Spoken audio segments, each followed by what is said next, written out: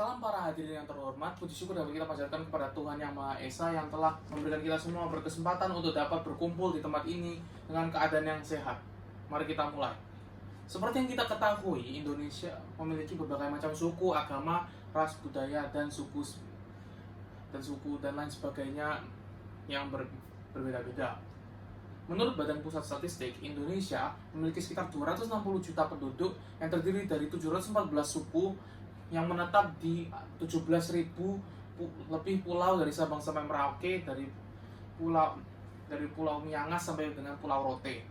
3 suku terbesar di Indonesia adalah suku Jawa yang meliputi 40,2%, kemudian suku Sunda yang meliputi 15,5%, dan kemudian pada terakhir Batak pada ketiga yang meliputi 3,6%. Menurut Kementerian Agama Republik Indonesia pada tahun 2018, Indonesia memiliki 7 agama golongan yang meliputi 86,70% Islam yang merupakan mayoritas, 10,72% Kristen, di mana 7,6% Protestan dan 3,1% merupakan Katolik, 1,74% Hindu, 0,7% Buddha, 0,05% Konghucu atau Konfusianisme, dan pada akhirnya 0,45% merupakan dari agama lain atau tidak terjawab sama sekali. Maka dengan itu, kita, para warga Indonesia yang memiliki keberagaman yang sangat luas ini, semestinya dapat saling hidup dan menghargai satu sama lain. Tapi jika kita lihat di sekitar, itu justru tidak terjadi.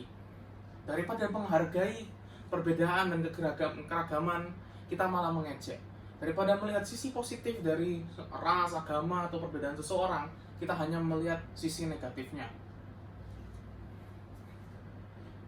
Tetapi kita seharusnya tidak seperti itu.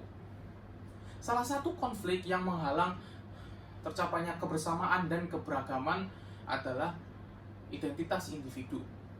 Sebagian besar dari warga Indonesia yang hidup di daerah terpencil tidak mengidentifikasikan diri mereka sebagai warga Indonesia, melainkan mereka melihat diri mereka sendiri sebagai bagian dari suku atau ras mereka yang terpisah dari Indonesia. Hal ini dapat menyebabkan perpecahan di negara kita. Apabila warga negara Indonesia memiliki identitas masing-masing, maka negara kita tidak akan, ataupun bisa dikatakan sebagai bersatu. Tindakan atau pemikiran yang terbelakang, yang dibesar-besarkan oleh berbagai sumber, juga merupakan salah satu dari konflik yang menghalang kebersamaan dan keberagaman. Oleh karena tindakan atau pemikiran yang terbelakang ini, dapat terjadinya konflik antar suku, antar ras, antar agama, dan lain-lain. Solusi terbaik yang saya pikirkan untuk mengatasi konflik-konflik tersebut adalah reedukasi untuk generasi muda agar mereka dapat lebih memahami dan dapat bersikap lebih toleran. Juga dalam mengetatkan hukum dalam pemberian sanksi terhadap sikap atau perbuatan yang tidak toleran, yang tidak bersifat toleran. Maka saya merumuskan bahwa Indonesia adalah negara yang memiliki keberagaman yang luas. Oleh karena itu, banyak hal seperti rasisme, identitas individu, dan pemikiran yang terbelakang, dan lain-lainnya yang bertujuan untuk memecahkan persatuan akan keberagaman kita di Indonesia tidak boleh kita biarkan tetap terjadi. Harapan saya adalah untuk pada akhirnya kita semua, bukan hanya seluruh warga Indonesia, melainkan seluruh warga dunia, dapat hidup dalam kebersamaan dan keberagaman. Dengan ini, telah berakhir ceramah ini. Terima kasih sudah melihat dan mendengarkan.